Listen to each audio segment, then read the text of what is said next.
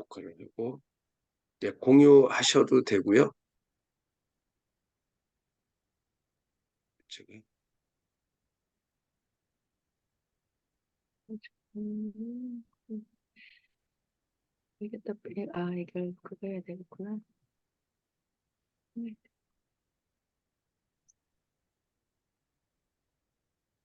이랑 하시면 제가 네. 지금 이게 이렇게 공유가 되나? 잠깐만요. 이 밑에 저희 녹색 화면 공유 그거 누르시면 돼요. 네, 그거 하고, 이거나? 음, 네, 됐나요? 되네요. 네, 그럼 됐습니다. 간단히 그냥 아니, 아니, 이렇게 잘 써놓고 이거 저기 아니, 블로그에 아까 올리시지. 그게 올리시가지고, 아까 다시 올려. 이거는 지금 이거 어쩔 수 없이 이렇게 한 거고요.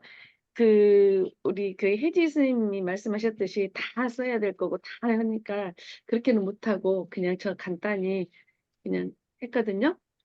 그래서, 네네네, 어, 괜찮습니다. 네, 일장을 당신이 사용하는 언어가 곧 당신이다는데, 우리가 이제 그 일장을 보니까 우리의 생각, 행동, 그리고 삶의 그 방식을 어떻게 형성하는지에 대한 것을 소개하고 있는 것 같더라고요. 그래서 보면은 거기에 이제 언어의 힘과 중요성에 대해서 말하고 있고요. 꿀벌은 밀랍으로 집을 짓고 살지만 사람은 개념으로 집을 짓고 산다는 니체의 음, 말을 인용해서 내가 집을 지을 때 사용하는 개념이 내 생각을 결정하고 조종한다라고 이제 저자는 말하고, 그래서 우리 생각을 구축하는 거. 그래서 이제 하면은 그 구축해야 된다는 이런 니체의 생각을 바탕으로 인해 가지고 이제 한 것 같아요. 그리고 우리는 언어를 통해서 우리의 삶을 구축하고 우리 자신을 표현한다. 저자는 자신의 어린 시절 경험을 통해서 언어가 개인의 정체성과 세계관에 어떻게 영향을 미치는지에 대해서 계속 이야기를 하고 있는데, 그 어린 시절 이야기도 좀 저는 이제 좋았어요. 이렇게 하는 걸 이야기해 주는 것이. 그리고 또 시골에서 이제 자란 어린 시절을 회상하면서 자연과 함께 경험이 어떻게 자신의 언어적 사유를 형성했는지에 대해서 좀 자세히 이렇게 써주니까 좋고, 이런 방식으로 나도 이런 거를 쓰면 좋겠구나 하는 생각을 해봤고요. 그러면서 농사일과 또 자연과의 교감은 이 언어의 깊이, 이제 그 저자의 언어의 깊이 새겨졌고, 이는 이제 저자의 상태학적 상상력과 사고방식에 근본적 영향을 미쳤고, 이러한 경험으로 언어가 단순한 의사소통의 수단을 넘어서 우리의 인식과 세계를 구성하는 핵심적인 역할을 한다고 말하고 했습니다. 아까 김 소장님께서 말씀하셨듯이 저는 이제 대학이 아니라 공고를 다니다가 이제 시험을 봐야 된다고, 아니, 뭐지? 생각이 갑자기 안 나는데, 대학을 고시 공부를 해야 된다 해서 고시 공부를 열심히 하다가 안 돼가지고, 그 사법고시 점수가 안 돼서, 공학자가 보여가지고, 그, 교육공학을 시킨 거예요. 그래가지고, 교육학자를 갔는데, 그 잘못된 선택이 굉장히 자기한테 좋은 선택이 되었다는 거. 이제 그런 이야기를 하고 있더라고요. 예. 그리고 이제 거기에서 보면, 그 저자의 삶에서 경험한 언어 변화가 이제 그런 시골에서 언어들만 사용했었고, 그 다음에 이제 또 영족공으로 가서 공고에 가서 공고의 언어만 사용했었는데, 또 고시 언어가 또 따로 있고, 그런 언어들, 를 이제 그 언어의 변화, 우리가 그런 환경, 경험, 그게 이제 삶의 변화에 따라서 어떻게 진화하는지. 그러니까 저도 보면은 제가 계속 말을 하고 있는 게 좀 설명서 있잖아요. 설명서 읽으면 제가 무슨 말인지를 모르겠는 거예요. 나 그래서 이해력이 떨어지는, 나 한국 사람 맞는데 왜 이렇게 언어를, 이걸 이해를 못하지? 핸드폰에 또 설명서를 읽으면은 이해를 진짜 못하겠는 말들이 되게 많고, 읽는데 못하는 거예요. 그래서 이제 이 저자를 통해서 느낀 것이, 맞아. 나는 거기 전문적이지 않으니까 내가 이해를 못한 거지. 내가 문해력이 떨어져서 그런 건 아니다고 위안을 삼아봤습니다. 그리고 이제 그러면서 고등학교에서 자기가 전기 용접 공부, 대학에서는 교육학 공부 등을 통해 가지고 다양한 언어적 환경에 이제 적응을 하면서 각기 다른 언어적 틀 속에서 자신을 이제 재발견하게 되고, 이런 것들이 우리의 언어적 유동성과 개인의 성장과 변화에 중요한 역할을 하는 언어 능력을 이제 우리한테 인식시켜주고 있습니다.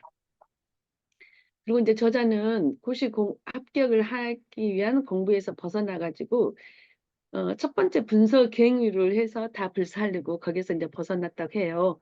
교육학을 통해서 사회적 소통의 중요성과 언어의 그 역할을 가서 재조명하고, 그런 과정에서 언어가 개인을 넘어서 사회적 상호작용과 변화를 이끌 수 있는 강력한 도구임을 알게 되면서 언어는 생각 옷이며 우리가 세상과 소통하는 방식이라고 이렇게 이야기를 하고 있고요. 언어가 단지 개인적인 표현의 수단이 아니라 사회적인 의미와 변화를 생성하는 중심축임을 강조하고 있습니다. 그래서 저자가 우리에게 말하고 싶은 것은 자신의 생각, 언어를 의식적으로 디자인하고 발전시켜라 하는 것과, 우리가 사용한 언어는 우리 자신이며 우리의 삶과 우리가 만들어가는 세상을 반영하므로 언어를 디자인하는 것은 우리 삶과 정체성을 풍요롭게 해준다고 말하고 있는 것 같습니다. 그래서 저희 이제 일장 결론은 더 깊이 있는 삶을 살아가려면 자신만의 언어를 디자인하라. 저도 제 언어가 뭐가 있을까 했더니 항상 고민하는 게 더 좋은 말로, 그래서 책을 쓰고 싶은데 평범한 언어로 쓰는 것을 원치 않은데, 그 정호성 시인 같은 거 이렇게 우리가 지금 그 읽고 있잖아요. 거기서도 보면 어쩜 이런 분들이 이런 자기만 언어를 사용할까, 그게 늘 부러웠는데, 저는 이제 그러지를 못해서 항상 그게 아쉽고, 그 자연환경 풍경을 보고 했을 때 정말 아름답다, 예쁘다, 딱 단순한 거예요. 저만의 생각을 있는데 언어를 디자인을 못 해가지고 이런 것들 되게 아쉬웠는데, 이분의 책을 읽으면서 이제 정말 나만의 그 언어를 만들어 보도록 노력을 해야겠다. 그러면서 여기 하나, 실은 제가 오늘 대추 하나 시를 찾아서 그거를 낭독을 하면서 시 낭독을 하고 시작을 하려고 했는데 생각에 그쳤습니다. 이렇게 실천을 못하고. 예, 여기까지고요. 2장은 오해하지 않고 이해하는 법. 우리가 어떻게 하면 더 나은 소통을 할 수 있고 언어를 통해서 우리의 삶을 어떻게 풍부하게 할 수 있는지, 우리가 사용한 언어는 우리가 어떤 환경에서 자라고 어떤 일을 하느냐에 따라 결정된다고 말하고 있고요. 각자의 직업과 전공 분야에 따라 우리가 사용하는 전문 용어는 다르고, 이는 우리의 사고 방식과 세계관에 영향을 미치지만, 이런 전문 용어에 익숙해지면 다른 분야의 언어와 개념을 이해하는데 한계가 생기고, 이는 새로운 지식과 아이디어의 융합을 어렵게 만든다고 했어요. 어제 제가 이제 하랑미술관에 가가지고 그 대표님하고 갤러리 대표님하고 이야기를 하면서 이건 거예요. 그 미술에 대해서 이야기를 하는데, 자기 이제 그 남편분이 대학 교수면서 친구들이 되게 돈도 많고 뭐도 하고 하는데, 이 미술에 대한 그 생각이 없는 거예요. 아무리 설명해도 좋은지도 느끼지도 못하고 어떤 다른 영어라고 생각하고, 또 유명하고 세계적 그 세계 여행도 많이 다님에도 불구하고 전혀 이거는 관심이 없고, 말하면 그러려니 하고는 미술 한 푼을 안 살린다는 거예요. 그냥이라도. 그래서 그게 이제 그러면서 이 이야기를 한 거예요. 거기에는 그분들은 전문 용어가 그쪽 기계공학적이니까 이 미술에 대한 인문학적인 소양이 언어를 몰라서 그러실 거다. 뭐 자기도 그렇게 생각한다고 그러시더라고요. 그래서 우리가 그 전문 용어만 사용하는 사람들은 그쪽 전혀 그쪽 사람들에 가면은 우리가 내가 바본가 하는 생각들이 많이 들잖아요. 그런 것들을 이제 느끼게 해주는 이 글들이었어요. 그리고 자기 자신의 언어를 개발하는 것은 그래서 중요하다는 거. 근데 저는 이제 이분이 계속 말을 할 때 느낀 것이, 아, 그러면 시인이 되라는 말인가? 자기 자신의 언어를 개발하는 것은 시인의 몫이라고 생각을 했었는데, 그런 것들을 또 생각을 해보는 계기가 됐어요. 자신의 생각과 경험을 정확하고 진정성 있게 표현하는데 필수적이라는 거죠. 자기 언어를 개발하는 것이.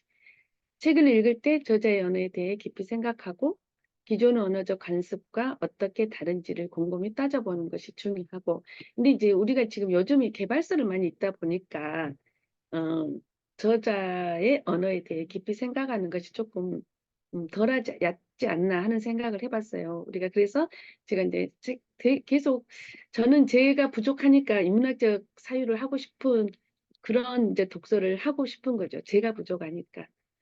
그리고 다른 분야의 언어를 배우고 현장 경험을 통해서 관념적 언어의 한계를 이해하는 것도 중요하다고 말씀하시고 계시고요. 이를 통해서 우리는 다양한 분야의 지식과 사고방식을 융합하고 자신만의 독특한 언어적 집을 지을 수 있다고 합니다. 자신만 언어를 갖는 것은 나다움을 드러내는 가장 강력한 방법 중에 하나라고 말씀하시고요. 자기 언어는 우리의 정체성을 표현하고 우리가 읽고 듣고 경험한 것을 자신만의 방식으로 재해석할 수 있는 능력을 키워준다고 합니다. 나다움을 키워가야 될 것 같아요. 그러니까 이제 우리가 존경받는 사람보다 뭐지? 인정받는 아니 뭐랄까? 우리가 이제 다른 사람한테 쓰는 언어도 함부로 말하는 경향이 되게 많잖아요. 나이가 어리다고 해서 반말하고 뭐하고 하는 것들. 저는 그래서 이제 어찌됐든 아들이 커감으로 인해서 며느리 얻어야 되는데 남편한테 그랬는가 저랬는가 우리는 이제 전라도 쪽이라서 이렇게 말했는데 동갑이라서 존댓말 쓰자 했는데 안 하니까는 그냥 그렇게 했었는데 이제 저는 그 몇 년 전부터 존댓말을 내가 습관이 되면은 며느리 앞에도 그러겠다 싶어서 언니 오빠 다들 존댓말을 쓰고 있거든요. 근데 그게 습관이 되니까 그것도 괜찮아 하더라. 처음엔 어색해서 아 그러지 말으라고 다들 날렸는데 지금은 그래서 그리고 아이들한테도 좀 좋은 더 언어 어떻게 하면은 더 그 뭐랄까 힘을 주고 격려하는 언어를 쓸까? 그리고 좋은 말을 좀 화는 나지만은 어떻게 순화해서 말을 할까? 그냥 이렇게 표현하면 뱉었는데 그런 말들도 좀 순화해서 하는 언어를 써보자 하고 생각을 하고 있는데 또 이분도 이렇게 말하니까 나다움을 드러내는 언어를 제가 앞으로는 좀 발전을 시켜야겠다는 생각을 해봤어요. 그리고 자기 언어는 우리의 정체성을 표현하고 우리가 읽고 듣고 경험한 것을 자신만의 방식으로 재해석할 수 있는 능력을 키워준다고 합니다. 남의 언어를 단순히 차용하는 것이 아니라 자신의 체험과 생각을 통해 독특한 컬러와 스타일을 담은 자기만의 언어를 개발해 나가는 과정은 자기 자신을 발견하고 세상과 소통하는 방식을 혁신하는 데 핵심적이라고 하니까 저도 저만의 언어를 발전시켜 보려고 하겠습니다. 결국 우리가 세상을 바라보는 시각을 넓히고 새로운 관점으로 문제를 해결하며 창의적인 아이디어를 생성하는 데 필수적인 역량입니다. 그래서 이 장의 결론은 제가 생각한 결론은 우리 언어는 단순히 의사소통의 도구가 아니라 자기 자신을 발견하고 타인과 깊이 연결되고 우리의 삶과 저의 언어가 아니라 이, 저자의 언어를 결론을 생각해 보면 우리의 삶과 세계를 형성하는 중요한 수단이 된다고 하고요. 자기만의 언어를 개발하고 다양한 사람들의 언어에 개방적이고 주체적으로 세상을 해석하는 법을 배움으로써 우리는 더 풍부하고 의미 있는 삶을 살 수 있다고 합니다. 자신의 언어로 세상과 소통하며 자신만의 독특한 색깔과 목소리를 세상에 전달해 보는 것은 어떨지요? 언어를 통한 자기 실현을 해보는 계기가 되었으면 좋겠습니다. 이상 마치겠습니다.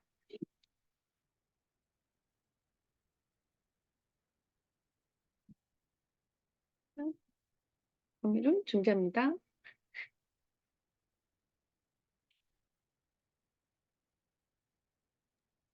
네.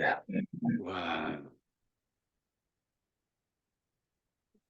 시작부터 그러네요. 우리 나만의 언어, 언어의 힘과 중요성, 그리고 오해하지 않고 이해하는 방법.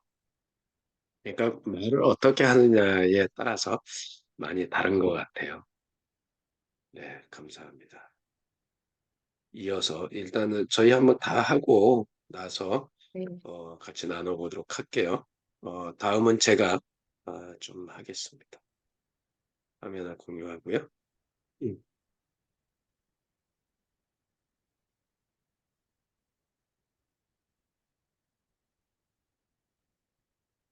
마지막에 좀 못 쳤어요. 이렇게 열심히 쳤는데. 다 쳤는데. 이거 보내드릴게요. 마지막에 몇 줄만 못 쳤어요. 뭐 보내주세요. 근데 이걸 어떻게 그만 그렇게 다 치시는 거예요? 나 진짜 놀라워요. 왜? 네. 이거 금방 읽으신 거 다 친 거예요. 그니까요. 어, 네. 약간 좀 빨리 쳤네요. 어떤 때는 집중하면 또 잘 쳐지기도 하고, 집중이 안 되면 안 쳐지기도. 저는 예, 진짜 이거 예, 도구를 잘 사용해야 되는 도구를 사용 못해서. 손톱을 깎아야 되는데, 깎으려 해도 안 깎았더니, 불편하네, 타이프 치는데. 이게 타이프 조금만 쳐야 되는데, 손가락이 막 휘었어요, 지금 이렇게. 이걸 언제적 펴주면, 사진이세요? 예? 언제적 사진이세요? 누가요? 이거요? 네. 이 사진이 재작년에 찍은 건가? 네. 한동안 이렇게 블로그를 홈페이지형 블로그로 만드냐고 이거 제가 우리 회원들한테 강의 많이 해줬거든요. 이제 저도 안 쓴 지 오래돼 갖고 이제 다시 배워서 해야 되는데 이거 제가 만든 거고 다 이렇게 우리 회원들 다 모아가지고 이거 같이 만들고 그랬었는데 이거 그냥 강의 들으러 가면 요거 하나 하는 데만 몇 년 전에 한 3, 40만 원씩 받았었어요. 한번 해주세요. 하여간에. 저도 블로그를 전혀 예. 못해가지고 누가 만들어준 걸 써서 고치지를 못해요. 막 이렇게 이것도 하고 어디는 넣고 막 이래야 되는 것들을 하나도 못해서. 아니 이게 프로그램으로 돼 있어요. 요렇게 아, 지금 요거 라인이 거져 있잖아요. 네네. 요게 요런 게 들어가는 라인이에요. 이렇게 콘텐츠 음, 이렇게 요 저기 손가락 모양이 표시가 나잖아요. 이런 네. 데는 화살표인데 요런 데는 손가락 모양이잖아요. 이거는 이제 다 저기 식이 들어가 있어 갖고 누르면 바로 가는 거죠. 이 홈페이지 누르면 제 카페로 바로 넘어가고요. 이런 식으로 다 되어 있어요. 그리고 여기에 요거 유튜브 누르면 요 위에 있는 거 유튜브 누르면 제 유튜브로 바로 넘어가요. 이렇게. 잘 이게 다 되더군요. 그런 게 요거는 카카오톡, 페이스북, 인스타그램으로 다 이게 제가 다 연결해 놓은 거, 이거 다 만든 거거든요. 이걸 다 강의를 해줬어요. 그러니까 저도 한 가지에 집중을 해야 되는데 별걸 다 하고 왜냐면 이런 걸 다 해야 가르쳐 줄 수 있으니까 같이 성장하게 할 수 있었는데 이거는 잘 못 따라 하더라고요. 저도 이렇게 일부러 제가 강의하면서 제가 계속 익히는 건데 못 따라해요, 이거는. 그러니까 전문가들한테 이게 어떤 때는 어떤 사람들은 싸게 해준 사람은 2, 30만 원인데 비싸게 받는 사람 더 비싸게 받더라고요. 여튼 예, 해보겠습니다. 제가 한 분야는 어, 5장, 6장이고요. 한번 보겠습니다. 읽는데, 되게, 아까 저기 우리 혜지 소장님 말씀하신 것처럼, 이것도 또 밑줄 긋는데, 애로사항이 있더라고. 이분도 책 되게 잘 쓰시거든요. 유영만 교수가. 그런데, 그래서, 하여간 이 책이 우리 독서하고 지금 되게 많이 와 닿거든요. 우리가 하는 독서하고 많이 와 닿아서, 되게 좋았는데, 여기서 볼게요. 5장은 책의 길이가 사유의 길이다라고 하는 일인데, 이게 그러니까 여기서 책의 길이라는 게 뭐고, 사유라는 게 뭔지, 책이라는 게 뭐고, 사유라는 게 뭔지에 대한 뜻을 알지 못하면 이 제목도 이해할 수가 없겠구나. 사유라는 게 저기 한자잖아요, 한자. 그러니까 보세요. 이제 한번 볼게요. 독서는 지금 읽고 있는 나와 벌써 다 읽어버린 나와의 공동 작업이라고 우치라 타라츠루가 이렇게 이야기를 했답니다. 그래서 한동안 종이책과 그러니까 종이책파하고 전자책파가 나뉘었대요. 근데 지금 유튜브파만 남아있대요. 이해가 되시죠? 지금 사람들이 종이책, 전자책을 읽는 게 아니라 유튜브에서 이 요약해 주는 거 있잖아요. 그것만 본다는 거야. 그러니까 눈으로 안 읽고 듣기만 하는 거죠. 그래서 이런 사람들 신문맹이라고 불러야 할까라고 저자는 얘기해요. 영상과 이미지를 보는 데만 익숙한 신문맹들은 인터넷 뉴스조차 읽지 않고 관람만 돼요. 그러니까 유튜버들이 유튜브가 잘 될 수밖에 없겠구나 이거를 보면서 그 생각을 했어요. 그 노르웨이 스타벤거 대학의 앤 망겐 교수가 이렇게 얘기했대요. 종이책의 촉감, 종이를 넘기는 촉감, 저는 이게 좋아요. 두께 같은 선물. 그러니까 책을 읽는데 요새 3분 독서하고 있잖아요. 근데 이거는 빨리 읽고 싶어가지고 오늘 아침에, 아니 어제 아침에는 독서 모임이 없었잖아요. 그러니까 아침에 회사에 출근하기 전에 30분만 읽자 생각해야 그냥 끝까지 다 읽었어요. 50분 읽고 그런데 오늘도 3분 독서 얘 가지고 그냥 원래 3분 독서 하던 페이지에 다시 읽고 싶어갖고 3분 독서를 지금 하고 있어요. 이 책은 조금 읽고 제가 마케팅을 적용을 해보려고 그래서 계속 꼼꼼하게 읽고 있는데 그런 게 있더라고요. 이게 종이책의 촉감 두께 그리고 그 이거는 두께 같은 이게 읽기에 큰 영향을 준다고 분석했대요. 그래서 지금 읽고 있는 나와 다 읽고 난 나는 모래성 양쪽 끝에 굴을 파는 두 아이 같다고. 이거는 되게 이게 어떻다는 거예요? 그럼 모래성은 무너지잖아요. 되게 쉽게. 우리 그 옛날에 왜 두꺼봐 네 집 져주고 내 집 져줄게 해갖고 이거 해보신 적 있나요? 흙을 마당에 저기 모래 같은 흙 같은 걸 덮어놓고 쳐요. 그래놓고 주먹 손을 빼면 집이 그대로 만들어지는 부서질 수도 있는데 안 부서지게 하는 경우도 있거든요. 그 생각이 나더라고요. 지면의 길이가 길고 난이도가 높을수록 종이책, 종이 인쇄물이 필요하다고 이야기를 합니다. 이게 뭐 화가 났는데 이게 뭔지 다시 한번 볼게요. 신문맹 다음에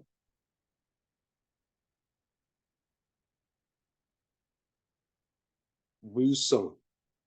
이게 물건이 아니라 물성인데 오타가 났어요. 그래서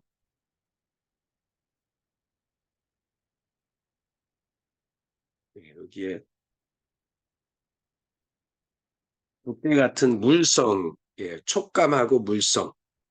어, 그리고 종이책을 읽을 때 우리는 손으로 받쳐드니 중량감.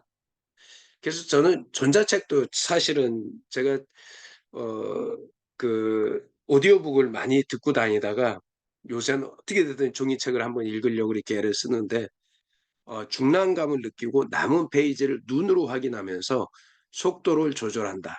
후반으로 접어들면 절정감을 느낄 준비를 한다.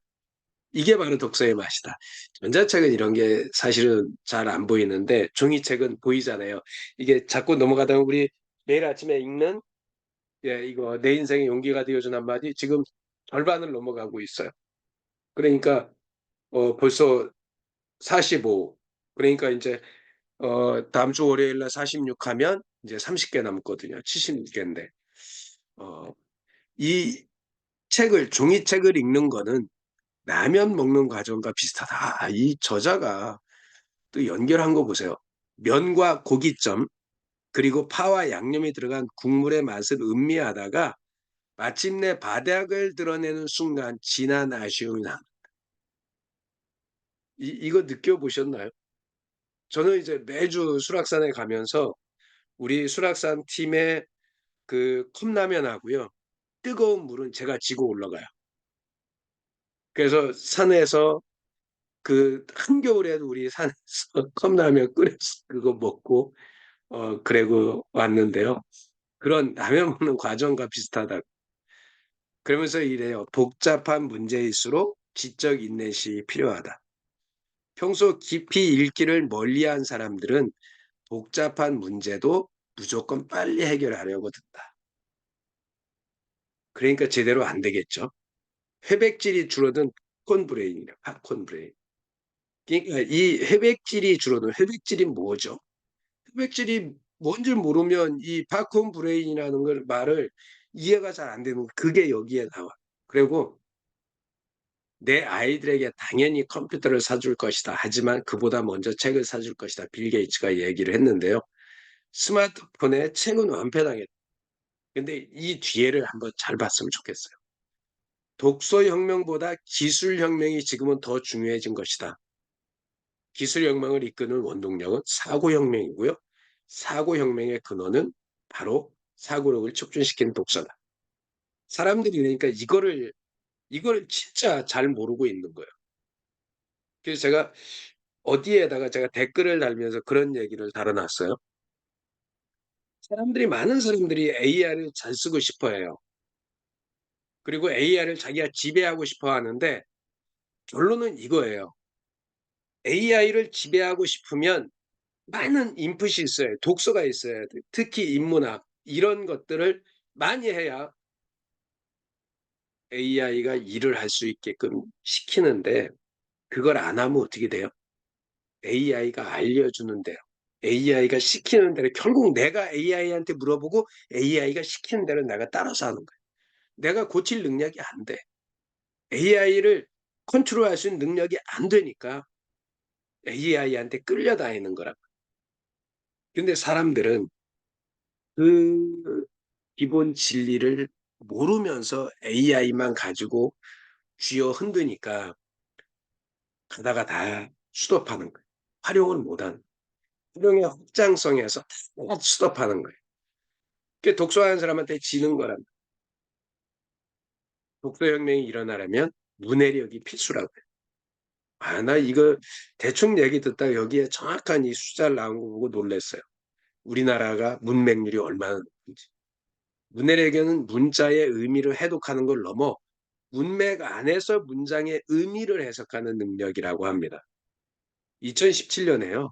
10회 이상 성인 4,000명을 대상으로 테스트를 했는데 35%가 중학교 이하의 문해력을 가졌어요. 근데 안타깝게도 지금 여러분들 아시죠? 우리 학교에 가서 강의를 하시는 분들은 학생들 보면 학생들하고 대화가 되는 아이들이 있고요. 대화가 안 되는 아이들이 있어요. 같은 한국말인데 우리 소장님도 아마 사람들 많이 만나니까 내가 뭐를 얘기하는데 전혀 못 알아듣고 엉뚱한 소리 하는 사람들 나오잖아요. 그게 그게 문해력이 안 돼서 그렇거든요. 우리나라 기본 문맹 학교 오래니까 학교 가는 사람 안 가는 사람 이건 1%인데 실질 문맹률은 이 정도 된다. 현대인은 3초마다 딴짓을 합니다. 근데 지금은 그래도 15분은 뭐 하지라고 하는데 15초도 깊이 생각하기가 어렵대. 그러니까 이처럼 시도 때도 없이 입력되는 정보에 시달리는 뇌를 팝콘 브레인이라. 제 머리가 팝콘 브레인 아닌가. 너무 이것저것 쫓아다니고 새로운 거 배우러 다닌다고 늘 정신 팔려 있고 늘 돈 갖다 쓰고 그리고 새로운 걸 하는데 이 젊은 애들하고 이게 경쟁이 안 되잖아요. 그러니까 늘 자빠지고. 나는 소장님이 부러워. 딴짓 하려고 그러면 안 돼요. 그 잘하는 거 해야 된다니까.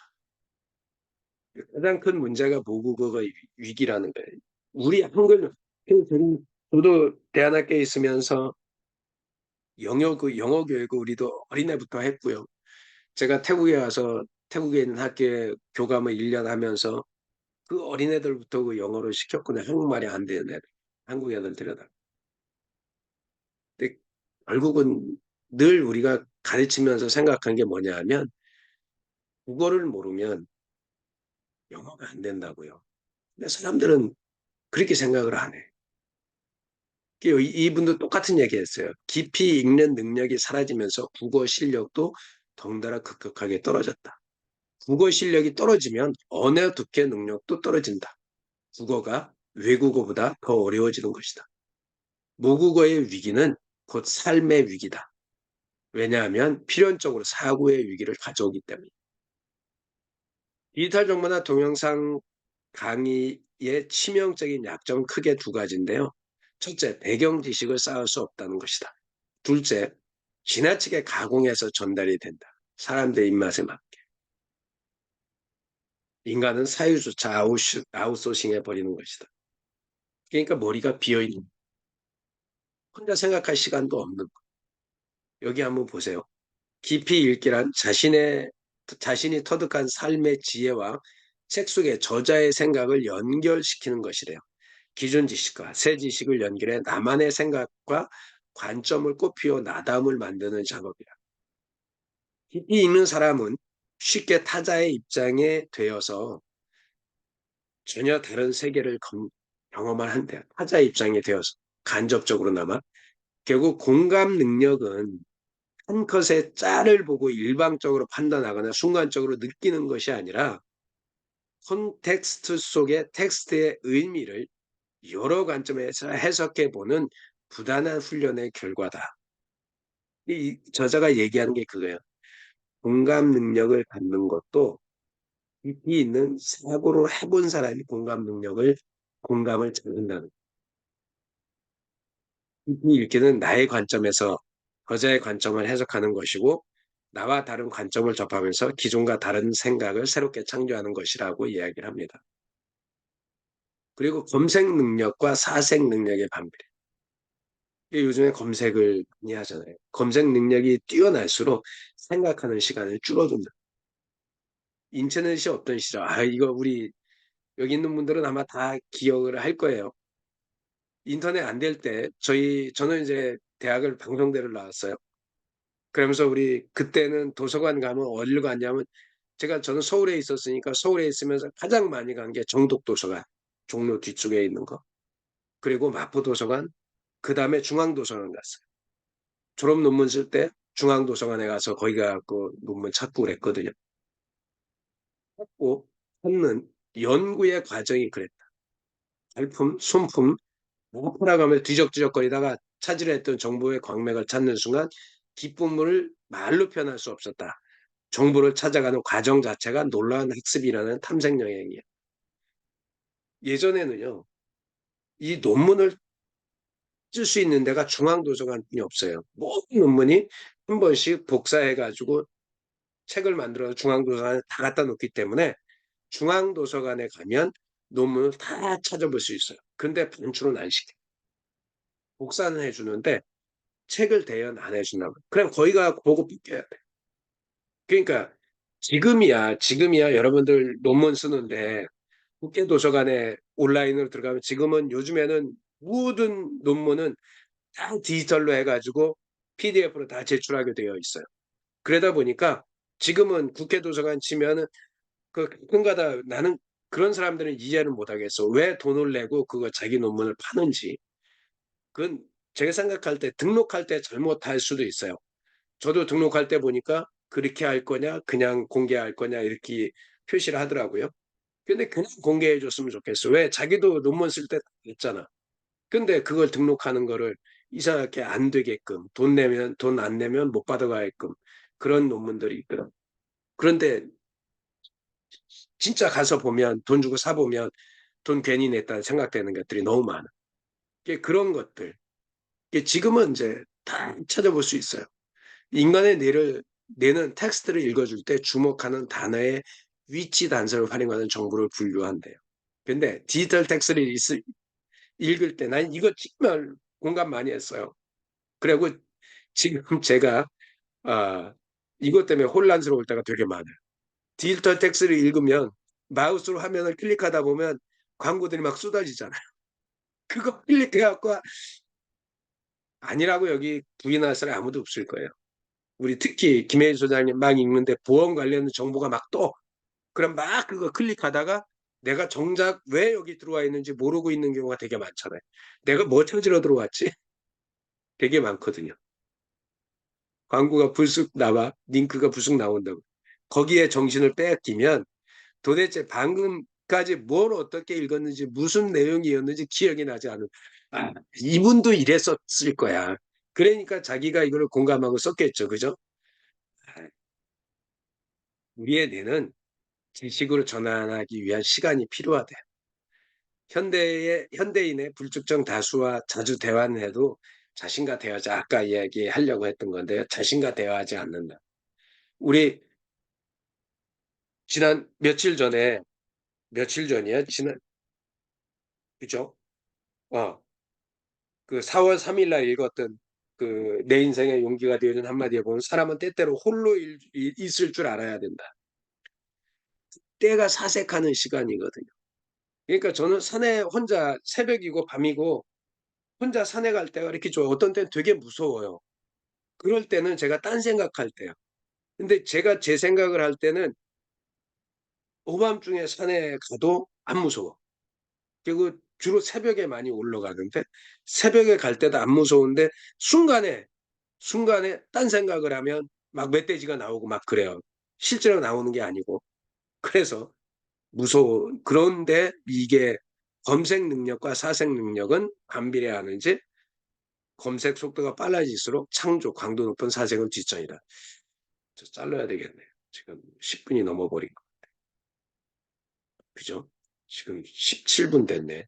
이 6장 빨리 할게요. 6장을 그냥 쭉 읽고 넘어갈게요. 네, 5분까지 끝나겠습니다.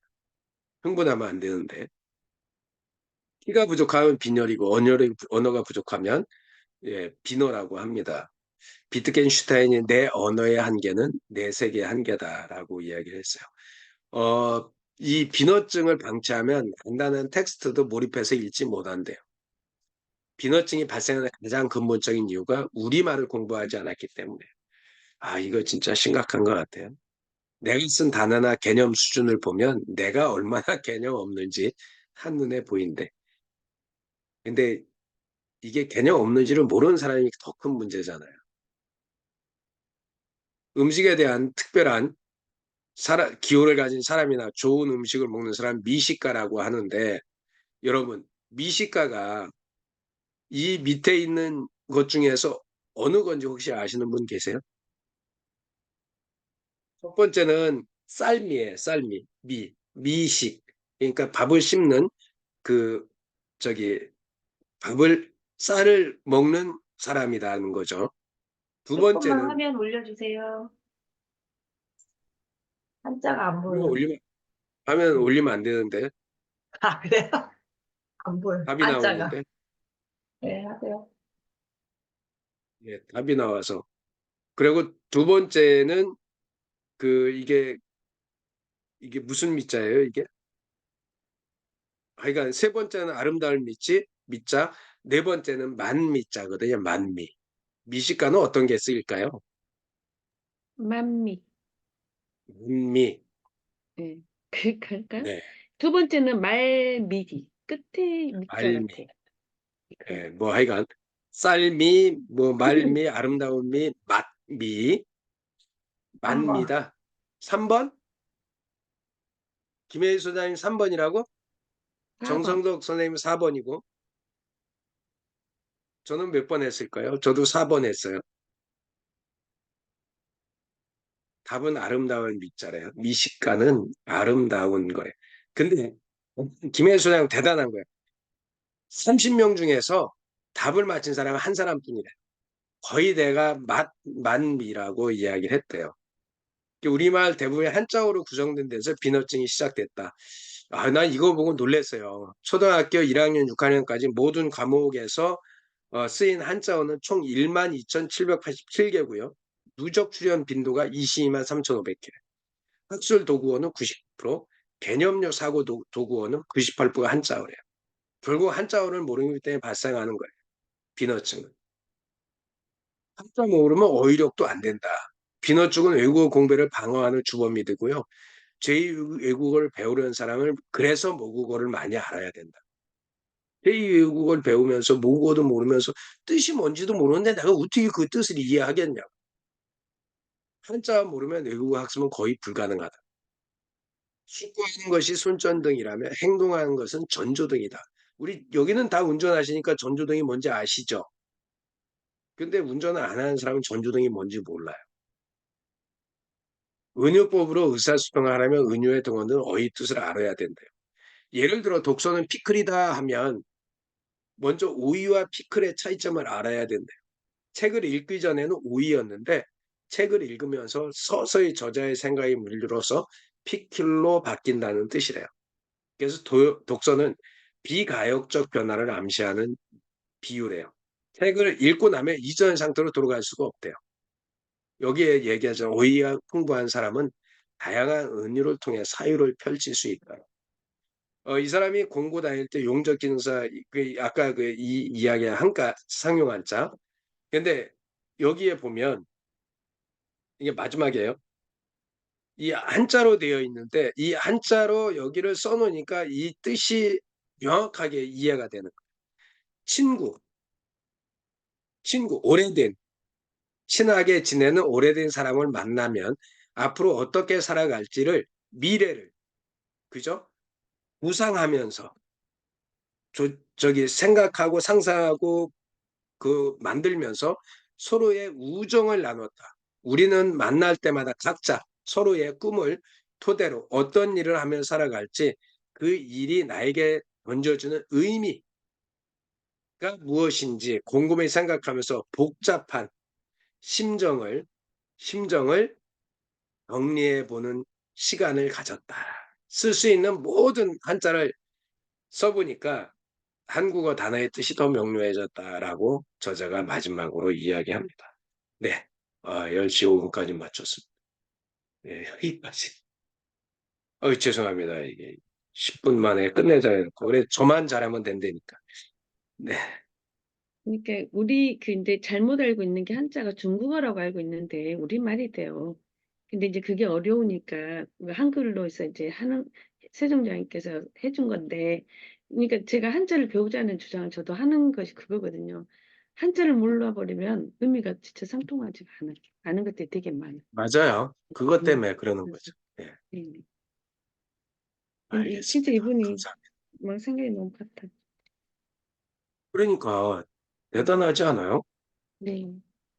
이거를 제가 또 그 독서를 인공지능 시대의 독서를 해야 하는 그걸 써놓긴 했는데 안 했는데 그 이렇게 써준 분들이 있고 이거를 가지고 우리가 공부를 해야 되고 그래서 얘들한테 국어가 굉장히 중요해서 솔직히 영어를 1학년 때부터 배울 필요가 없거든요.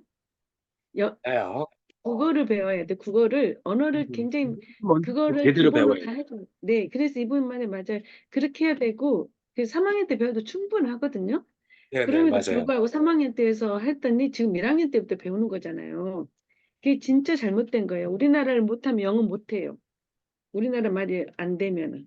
그럼에도 그러니까요. 불구하고 예, 다른 언어를 먼저 배우니 애들이 혼동이 오죠. 유치원에 왜 영어 유치원을 보내는지 그러니까요. 네.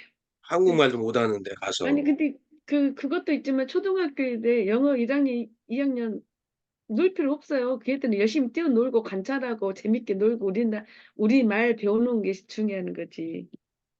네, 그 중요한 거 얘기하잖아요. 네. 우리 여기 영어 쌤들 계시잖아요. 네. 중학생들도 ABC가 안 되는 애들이 있다고 음, 시골에는. 그러니까 근데 그것보다 더 중요한 거는 ABC 모르는 것보다 더 중요한 게 우리나라의 언어의 의미를 모르는 게 더 중요한 거지. 더 맞아요. 큰 일이지. 네, 소장님. 네, 안녕하십니까. 네. 언어를 디자인한다는 것은 무엇인가? 일단 질문을 놓고 시작하겠습니다. 언어를 디자인하라. 제가 맡은 것은 7장, 8장입니다. 먼저 왜 언어를 디자인해야 하는가? 언어를 정복하는 사람이 세상을 정복한다고 합니다. 이걸로 끝난 것 같아요. 이 말로. 왜 해야 되냐? 세상을 정복한다. 네. 아이디어가 아무리 많아도 머릿속에 생각을 표현할 근데 이게 오타가 아닌가 봐요.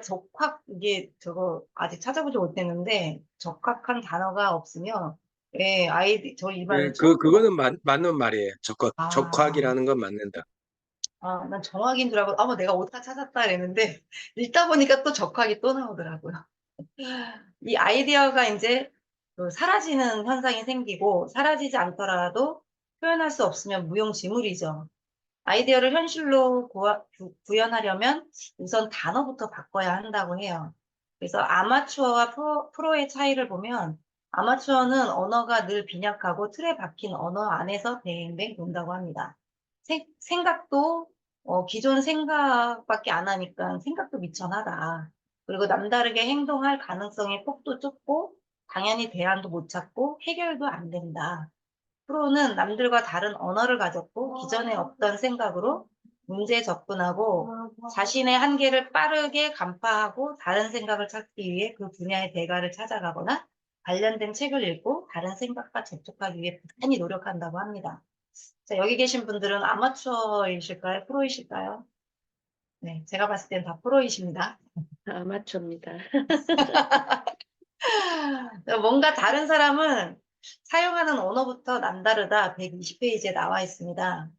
그러니까 모범생하고 모범생에 대해서 이야기하고 있는데요.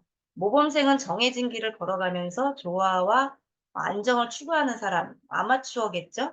모범생은 아무도 가지 않는 미지의 세계로 뛰어들어 새로운 길을 개척하는 사람. 불확실하지만 새로운 가능성을 열어갈 때 남다른 재미와 의미를 발견한다고 합니다. 근데 남다른 재미와 의미를 발견하는 거는 차후의 일이고요. 굉장히 복잡하고 좀 힘들죠. 제가 이해를 해요. 사회적으로 통용하는 언어를 쓰기보다 자기만의 언어를 만들고자 애를 쓴다고 합니다. 결국 뭔가 다른 사람이 된다. 저는 동사에 더 집중했거든요. 되는 사람은 모범생이라는 생각이 들더라고요. 책을 캡처해야 하는데 정말 다 읽어드릴 수는 없고요. 한번 보세요. 책에 진짜 제가 줄 치다가 말아서 야이 사진 찍자 해가지고 삶이 절박하지 않으면 언어도 간절하지 않다고 해요. 기존의 개념에 머무르기보다 나만의 열정과 철학을 가미한 새로운 개념을 창조할 때 모범생의 길이 이제 시작되고 긍정의 언어를 사용하면 긍정적인 내가 되고 부정의 언어를 사용하면 매사에 부정적인 내가 되는 거죠. 열정과 도전의 언어를 사용하면 열정적으로 도전하는 내가 되지만 좌절과 절망의 언어를 사용하면 언제나 좌절과 절망의 늪에서 헤어나지 못한다고 합니다. 자, 여기 계신 분 모범생입니까? 모범생입니까? 또 어떤 삶을 살고 싶습니까? 제 얘기 잠깐 하자면 저는 이제 팀 빌딩을 하면서 그 동기부여 영상도 많이 보여줬고요. PPT로 자료도 많이 만들고, 그래서 매주마다 아침에 또 파이팅 넘치게 했거든요. 그래서 구호도 외치게 하고, 그랬는데, 어느덧 제가 그걸 안 하고 있더라고요. 그러면서 제가 좀 많은 딜레마에 빠지게 됐는데, 뭐 원인은 있었지만, 아무튼. 그러다가 이제 새로운 그러니까 모험이 없었던 것 같아요. 저한테. 그러니까 너무 안정적인 그때 수입이 안정적이었다 이런 게 아니라 지적인 것들을 계속 이제 수렴했었는데 그러다가 어느덧 내가 하고 있는 일이 이게 맞는 일인가? 이 상품이 정말 내가 고객들한테 권할 만한 상품인가? 그러니까 타사를 너무 많이 알다 보니까 분석하다 보면 좀 안 좋고 좋은 게 막 판단이 되잖아요. 그러다 보니까 이제 딜레마에 빠지게 되는 거죠. 그러다가 제가 이제 새로운 것들에 대해서 고객들한테 이거는 정말 알려줘도 아깝지가 않은 그런 것들이 그런 상품 분할을 알았을 때 다시 이제 막 열정이 생기고 다시 제가 이제 모범생이 된 거죠. 그래서 안정적인 삶을 추구하는 사람도 있지만 저하고는 좀 아닌 것 같아요. 저는 모범생입니다. 예. 기꺼이 모범생으로 살고자 합니다. 내가 아는 언어만큼 내 세계가 열린다. 내가 아는 언어만큼 낯선 세상이 열린다고 해요. 좋은 경치를 봐도 아까 이제 정성덕 사장님께서 말씀을 하셨는데요. 저도 좋은 경치를 보면 와 좋다, 헉, 멋있다 이 말밖에 못했거든요. 좀 더 표현력 있게 하고 싶은데 왜 맛을 봐도 맛있네, 더 맛있어 이렇게만 표현하지. TV 보면 어떤 연예인들은 경치나 그 맛을 보면 굉장히 그 표현력이 좋은 분들을 볼 수 있거든요. 저도 굉장히 부럽다는 생각을 했는데 이 세상에 틀에 박힌 게 아니라 단점의 언어가 타성에 젖었을 뿐이라서 그렇게 한계가 되는 거라고 하더라고요. 작년에 사용했던 언어를 올해 또 사용한다? 그러면 1년 동안 갇혀 산 사람이라고 표현하더라고요. 새로운 언어를 입력하지 않으면 새로운 출력도 없다.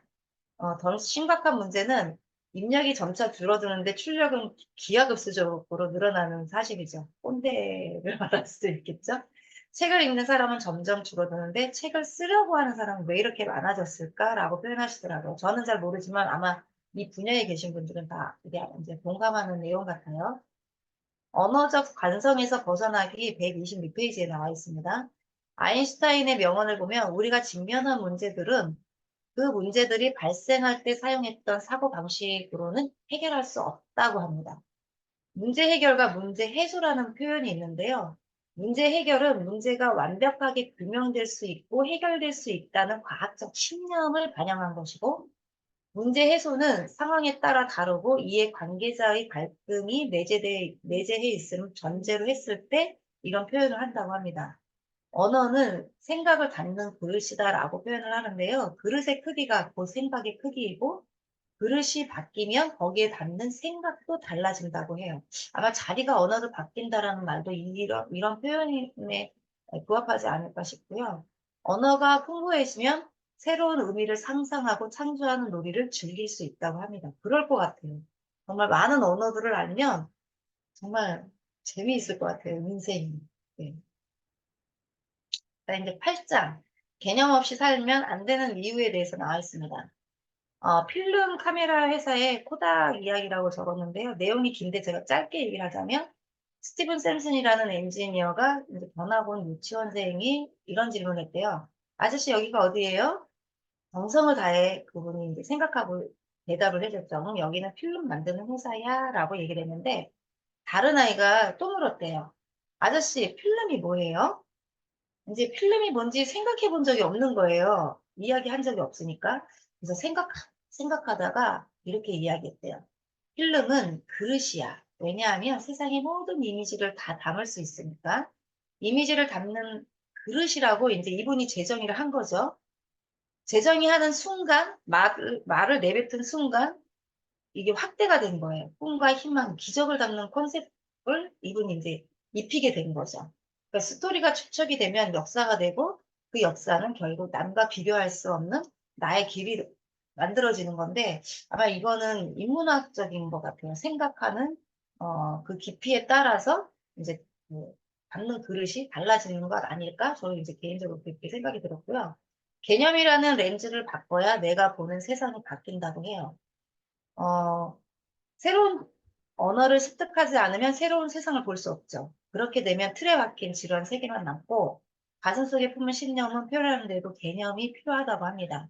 개념이 없다면 신념은 세상으로 나오지 못하고, 그러니까 신념을 타인에게 전달하고 그들에게 믿음을 주고 싶다면, 그렇다면 문제의식과 위기의식을 담는 개념을 창조해야 된다고 합니다. 개념은 체험을 통해 신념으로 거듭나고, 체험은 개념을 통해 비로소 세상 밖으로 나오고, 신념은 체험적 각성을 적합하게 담아내는 개념을 만날 때 확신과 결단이 된다고 해요. 1년 전에 썼던 개념을 지금도 똑같이 반복해서 쓰고 있다면 1년간 개념 없이 산 거래요. 개념 없이 살았다는 것은 생각의 변화 없이 1년을 살았다는 뜻이니까, 어제와 다른 방식으로 세상을 이해하려면 어제와 다른 개념을 가져야 된다고 해요. 세상은 너무나 급속도로 변하고 있는데 이렇게 되면 정말 안 되겠죠. 음. 해상도 높은 언어를 가졌는가? 이게 해상도는 선명한 언어를 이야기하고, 글을 읽고 나면 무슨 글을 읽었는지 이미지가 뚜렷한 글이 있고, 반대로 내가 마치 그곳에 실제 경험한 것처럼 선명한 글이 있잖아요. 그 글의 차이가 바로 글쓴이의 명료한 개념, 다양한 어휘력에서 비롯된다고 해요. 그리고 언어의 속뜻을 공유할 때 공동의 집도 굳건해지는데, 언어는 공동체의 약속이기도 하다고 합니다. 그러니까 빨간불일 땐 멈추고 파란불일 땐 가고 뭐 이제 이런 것도 우리가 약속하는 거죠. 그리고 그 공동체가 언어적 의미를 담을 때 더욱 굳건해지는데 뭐 예를 들자면 생따나비 독서 모임 하면 여기에 이제 여기만의 결속력이 있는 거죠. 그리고 개념이 부족할 때 좋은 어른이 될 수 있을까라고 봤을 때 이제 여기 또 모험 이야기를 하더라고요. 모험이야말로 어른으로서 성장시키는 가장 확실한 보험이래요. 그러니까 아이들 방목형이냐, 뭐죠? 방목형이 아니라 또 뭐죠? 무슨 온실 속의 화초처럼 키우느냐, 그건데, 방목형으로 키웠을 때 아이들이 갖는 언어들이 더욱더 많아질 거라는 거. 표현할 언어가 부족하면 모험을, 모험은 가치를 잃어버린대요.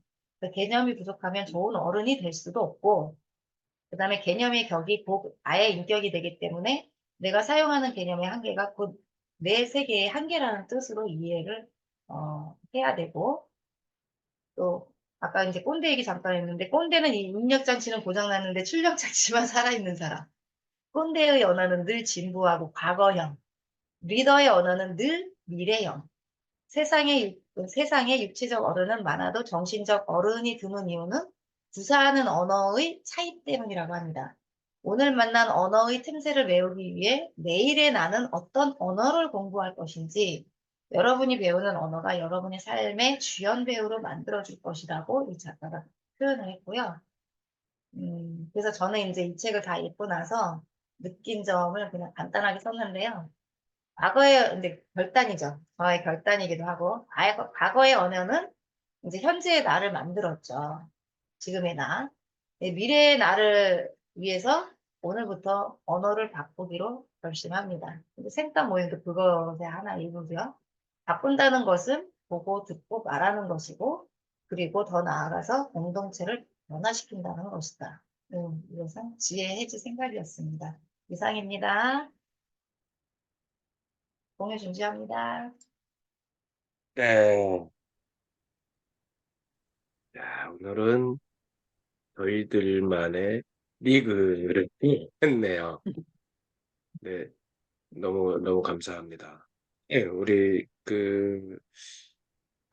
이 책에서도 이야기하고 다른 책에서도 이야기를 하지만 똑같은 책을 여러 사람의 생각으로 들으면 어, 또 하나의 책을 듣는 거다, 자기가 읽는 거다 그렇게 이야기를 하는데요. 오늘 같은 책을 물론 파트는 다르지만 셋이서 나눠서 이렇게 이야기함으로 인해서 그럴 수도 있어요. 각자 이 한 문장 뽑아내는 한 문장이 다를 수도 있어요. 바라보는 관점, 생각하는 관점이 다를 수 있기 때문에 그럼에도 불구하고 공감 가는 이야기들 그런 것들을 많이 이렇게 뽑아서 같이 이야기할 수 있어서 너무 좋은 것 같고요. 우리 이미옥 선생님이 말을 하시기가 어렵죠? 지금 버스 아니라서. 교수님, 네, 이제 내렸어요. 내리고 집에 이제 엘리베이터 타야 되고 올라갑니다. 아, 참, 듣기만 했는데. 음, 너무 잘 들었습니다. 함께 못하는 게 아쉽네요. 그냥 얼굴 딱 들이대고 같이 해야 되는데. 아, 그러니까 우리는 모범생이 아니고 모험생인 게 아니라 모범생이면서 모험생인 거예요. 네. 그죠? 여기 계신 분들은 모범생이면서 모험생이고 우리 이미옥 선생님도 이제 지금 디카시를 하고 있는데 이거를 잘하려면 사진만 잘 찍어서는 안 되는 거예요. 맞죠. 알고 글을 쓸 줄 알아야 그 밑에 표현을 하는데 아까 정성 선생님이 하셨나요? 그게 안 되면 표현이 안 돼. 표현이 안 되면 사람들이 공감할 수가 없어. 그러니까 깊이가 없어지는 거예요. 그래서 아마 임미옥 선생님이 그래서 재미있게 학교를 다니는 게 그런 거 아닐까. 가보면 재밌거든요. 내가 아는 이야기하고, 그러니까 내가 궁금한 이야기 조금 더 생각을 확장시켜주는 이야기 할 때요. 수업이 진짜 재밌어요. 그런 수업이. 근데 이미옥 선생님 얘기 들어보면 이게 완전히 소녀 감성이야. 가슴이 막 뛰어. 이제 막 대학교 막 입학해가지고 막 설레하고, 아, 이거는 진짜 내가 가고 싶은 과야가 들어가고 그런 느낌이 이렇게 막 전달되거든. 이미옥 선생님은 자기만의 언어로 디카시를 쓰실 겁니다. 그렇죠? 자, 지금 어려워요. 아이고, 네. 진짜 사실은 쉽게 쓰려고 했는데 막상 쓰니까 너무 어려워서 그 단어를 지금 숙성시키고 있어요. 어제 그 특강에서 그 얘기를 들었거든요. 그 언어도 자기가 그 묵혀야 되고 삭혀야 되고 숙성을 시켜야 쓸 수 있다. 그 얘기를 듣고, 아, 우리가 못 모를 때 막 써내고 지금은 어려워가지고 손이 안 가요. 정말 너무 힘이 들어요. 아, 우리가 지금 김치 묵히는 것처럼 그 단계라고 생각하고 있습니다, 지금. 그래서 모르면 엄청 쉬워요, 모든 게. 알면 맞아요, 더 어렵고. 맞아요. 그러니까, 진짜. 그러니까 제가 말씀드렸잖아요. 한쓰면 안 되고 일단 쉽게 써야 되는 거야. 응, 그리고 우리 정우승 작가가 얘기했잖아요. 시 한 편 쓰더라도 1000편, 1000번을 쓴다고. 일단 맞아요. 쉽게 써놔야 그 다음에 생각이 확장이 되는데 처음부터 잘 쓰려니까 안 되는 거거든요. 처음에는 맞아요. 초고는 쓰레기라고 하잖아요. 시도 마찬가지예요. 그냥 생각나는 대로 표현, 그냥 지금 정성덕 선생님 뒤에 저게 무슨 나무인지 하여간 일렬로 쭉 써 있는데 뒤에 있는 게 그게 보리밭이잖아요. 녹차. 아니 그러니까 내 눈에는 보리밭처럼 보인다니까. 실제로는 녹차밭이거든요. 그 녹차밭이 이렇게 줄기 보면 그렇잖아요. 근데 내가 지금 보리밭처럼 썼어. 그래놓고 보리처럼 써놨는데 실제로 알고 보니까 녹차야. 그럼 녹차로 바꿔도 되고 보리를 승화시켜도 되고. 근데 그거를 너무 어렵게 생각하고 제가 말씀드렸잖아요. 제가 20년 동안 아니 15년 동안 15년 동안 아예 시를 한 편도 안 썼어요.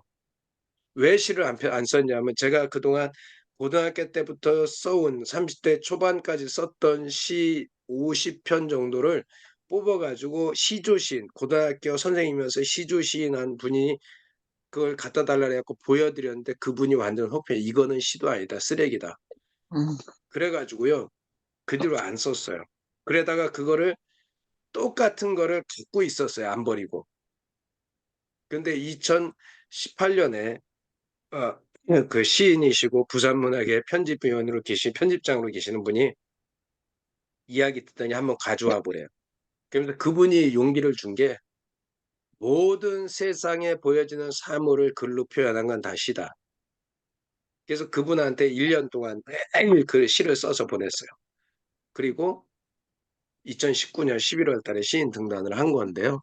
그러니까 그런 과정들이 있는데 지금은 그래요. 거기에다가 시를 보내려고 그러면 저도 시가 지금 거의 못 쓰잖아요. 그 못 쓰는 이유가 거기에 문학지에 보내야 되는데 보내질 못하는 거예요. 그게 안 써지니까. 그게 요즘에는 이제 조금 생각을 바꿔서 그냥 막 써요. 그리고 생각날 때마다 읽으면서 바꿔요. 지금은 그러고 있어요. 그렇게 안 하면 안 써지니까. 이명옥 선생님은 아까 그 정상욱 선생님이 얘기했잖아요. 이명옥 선생님 쪼대로 써야 돼. 어, 저대로 쓰겠어요. 아, 저대로. 맞아요. 자꾸 써봐야 되겠어요. 그냥 시조는 어렵고. 하여튼, 그래도 모르는. 너무 멋있으세요. 그 먼 거리를 나는 진짜 하나도 잘 못할 거는데 포항에서 부산까지 버스 타고 다니면서 그거를 공부를 한다는 게 이게 보통 아니 포항은 그래도 좀 덜해. 여기 저기 평택에서 부산으로다 그렇게 공부하러 매주 내려가잖아요. 그 양반은. 어떤 그러니까. 날은 금요일 날 밤에 내려가고. 그러니까 이게 보통 일이 아니 제가 옛날에 학교 다닐 땐 저는 강남 고속버스 터미널에서 새벽차 타고 내려갔어요. 그러면 아침에 저기 노포동에 아침 5시 몇 분에 하면 바로 학교로 출근해서 버스 안에서 그렇게도 했었는데 서울에 대학원 다닐 때, 부산에서 서울에 대학원 다닐 때. 음, 그러니까 잠깐 이게 어쨌든 대단하세요. 체력 관리 잘 하셔야 돼요. 감사합니다. 네. 지금도 일 보시고요. 우리 네. 최성현 선생님 말씀 가능하실까요? 네. 거기는 어디예요? 제가 집이요. 어디 또 연수 가셨나 해서. 아, 뒤에 그냥 배경화면이고. 아, 이미옥 선생님이, 그 학교를 온라인으로 다니시는 게 아니라 직접 다니시니까, 아, 현장에 다니시는군요. 온라인 강의도 듣고요. 예. 주중반도 있고 주말반도 있고 강의는 강의대로 듣고 예, 그렇게 해요. 근데 우리가 얼굴을 안 보면 안 되겠지 해서 저는 일부러 가요. 예, 가기도 하고. 다 누가 음, 그러는 거야. 사이버로 들으니까 너무 의미가 없고 그런 분들이 주변에 음, 되게 많더라고요. 예, 그렇게 다니는 분들이 되게 많아. 지금 공대 출신들도 많고 뭐 작가들 시인 등등 하고 오시는 분도 많고 퇴직하고 교장 경험생도 계시고 뭐 음, 무용을 전공하신 분 다 다양해요 그냥. 그래서 이제 이 단지 글만 쓰고 싶은 사람들이 오신 거예요 지금. 근데 문예 그리고 창작가 뭐 부산에 그런 거예요? 예? 문예 디지털 창작가. 이제 우리가 그냥 문예 창작가보다 지금 디지털 시대가 문예 창작과. 디지털 어, 예, 예. 그 과가 부산 경남정보대학이 올해 처음으로 신설된 과거든요. 음, 그래서 내가 아는 누구도 다닌다는 것 같았는데 거기를 아니, 그거는 배선 선생님이 같이 신안, 다니신다는 거죠, 세 분이. 예, 신안 팔금도에서 거길 통학하고요. 신안 팔금도에서 부산은 평택에서 가는 것보다 더 멀어요. 아, 거기가 교수님은 부산에 진짜 있다는 거예요, 대학이? 대단하다. 부산에 있어요. 강주도 부산에 그 목요일 날 센터 오시거든. 배 선생님이 협업할까 아까 그 말씀하신 게 있잖아요. 우리 개수가 5만 원 내는 거. 그거 그러고 봤더니 배 선생님 거기 오시거든. 뭐, 와 대단하다 아, 대단해. 대단하시다. 지금 하는 게 까지 많아 가는 교수님. 거예요? 어, 네? 광주까지? 네. 뭐 목요일 날 하는 저녁에 6시에 오는데 거기서 또 이렇게 오시고 와 그다음에 또 부산 가시고 와 대단하다 대단해. 부산은 어, 학교는 지금 그래도 뭐 하는 게 있다 그러더라고. 근데 네네. 학교는 지금 못 오고 최대한 강의는 듣고 있어요 지금 듣고 음, 있고 예. 그렇게라도 지금은 하는 기회를 줘가지고 하고 있고 또 어느 사람 오고 대부분 부산 경남 사람들이 많고 우리 주인쌤하고 저하고 배쌤하고 제천에서 한번 오시는 분도 있고 몇 사람 있어요 저기 그쪽으로 음, 좀 멀리서 오시는 분이 있어요. 부천에서도 간다고요? 대천에서 오시는 분도 있어요. 그래 그분은 오면 점심시간이 돼요 거의 와, 그런 식으로 그래도 오시더라고요. 음, 네, 그런 분도 있고. 대단하시다. 네, 그래가 이제 지금 오늘 우리 독서 동아리 교수님 만나고 오늘 조금 늦었거든요. 그 제가 좀 일찍 일어나는 바람에 분위기 깨트린 것 같아가 좀 미안해갖고 저는 또 차를 타야 되니까. 그래가지고 하여튼 뭐 같이 우리 시집을 그거 뭐야 우리만의 그런 좀 책을 내자. 또 그 제가 또 그 독서 동아리 회장을 맡아갖고 아 머리가 지금 막 머리가 띵하다니까. 아 뭐 어떻게 진짜 머리가 아프다 지금. 그래서 그나마 우리가 조금이라도 훈련된 게 얼마나 다행인지 감사하죠. 그러니까 독서 정말 동아리에, 예, 독서 동아리에 우리 최성경 선생님 특강 강사로 모셔요. 대구 가까우니까. 뭐 기회가 되면은 그래 하는데 지금 그게 아니고요, 교수님. 우리가 지금 뭐 글을 써내야 돼. 우리만의 문집을 내야 되니까. 그거를 제보고 이제 이끌어 가라 하니까. 최성경 선생님 전문가잖아. 그런 거 내는 거. 그러니까 나도 도움 청하면 그죠. 전화도 좀 아니, 드리고. 학생들하고 지금 몇 년째 그걸 하고 있는데. 그러니까요. 아마 전화 드릴 일도 있을 것 아유, 같고 지금 그러니까 또 국문과 나온 사람들이 많아. 이럴 때 들이대야죠. 올 맞아, 거야, 안 올 맞죠. 거야. 아니, 우리는 교수님한테 들이대는 거 배웠잖아요. 알겠어요. 들이댈 때가 있을 거예요.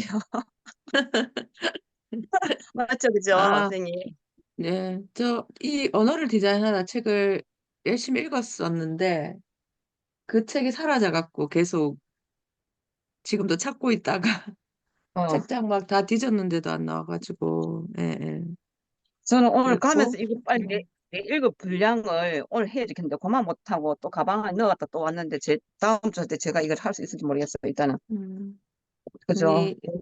정리해 주셔서 잘 들었고, 저도 빨리 책을 찾아가지고 읽도록 하겠습니다. 네, 예. 감사합니다. 뭐 책을 찾아서 읽는 것뿐만이 아니라 다음 주에 좀 한 파트를 좀 맡아서 좀 해주시면 안 될까요? 책을 일단 찾고 말씀드릴게요. 책이 제가 제한테는 없고, 다음 주에 네 글쎄, 장을 해야 되니까 네, 마지막 장 17, 18장만 한번 해주시면. 네, 책을 못 찾으면 못할 것 같아요. 근데 남편한테 도서관을 가져갔냐고 빌리세요. 물으니까 안 가져갔다 그러는데 저한테는 예, 없는데 분명히 찾을 겁니다. 네, 네, 하여간 벌써 30분이 됐네요. 네. 우리 정선우 선생님도 지금 또 피곤한데 오늘 발표해 주셔서 오셨는데요. 또 월요일부터 또 내 인생의 용기가 되어준 한마디 가지고 조금 더 깊이 있게 그런 시간이 요번에 언어를 디자인하라 또 읽으면서 우리가 아침에 하는 굿모닝 생글 같은 그런 독서 시간도 꼭 필요하구나라는 생각이 되게 많이 들었습니다. 저희 사진 한번 찍고요. 네, 사진 저는 찍고. 이번 기회이기로 해서 우리 예. 그 생타 독서 모임이 인문학적 사유를 하는 책들을 자기 개발서는 좀 멈추고 인문학적 사유를 할 수 있는 책들을 골랐으면 좋겠어요. 제가 뭐 그거 좋은 것 저기 같아요. 제 소망을 이야기한 겁니다. 자꾸 그쪽으로 가는 것 같아서 불안하기도 해요. 아니 네, 아니요. 사진 오늘도 우리 그 얘기 들었어요. 오늘도 우리 그 얘기 들었어요. 저기 자기 개발서보다도 소설책을 읽으라는 얘기 오늘 또 권유받았어요. 아이고 그래서 자꾸 생각나는 게 지금 더 많아요. 말을 하는 게 더 많고. 그리고 예 언어를 디자인할 수 있어요. 그걸 읽어야지. 그러니까 지금 제가 논어를 읽으려고 어, 사진 찍어야 되는데 잠깐만요. 아 교수님 빨리 사진 찍어주세요 좀. 못 네, 살겠다. 사진 찍을게요. 이 논어책 이제 우리 다 이거 내 인생 용기가 되어준 한마디 끝나면 저거를 어떻게 읽을까 제가 지금 조금씩 읽으면서 고민하고 있어요. 네, 찍겠습니다. 하나, 둘, 셋. 네, 감사합니다. 그래서 일단 올해는 요거 끝나면 논어를 한번 좀 그래도 마실에도 한번 드려보자. 그래서 아, 예, 끝나고. 간단하게 한번 해보자. 그래서 요거를 제가 전에도 읽었었는데 다시 이제 조금 읽어보고요. 어려우면 또 더 쉬운 거를 다 찾더라도 해보도록 하겠습니다. 네, 행복한 주말 보내시고요. 감사합니다. 월요일 네, 날 뵙도록 하겠습니다. 수고하셨습니다. 네. 네, 네, 감사합니다. 좋은 주말 감사합니다. 보내세요. 네, 네, 수고하셨습니다. 네, 수락산에도 벚꽃이 피었어요. 네, 다 네, 감사합니다.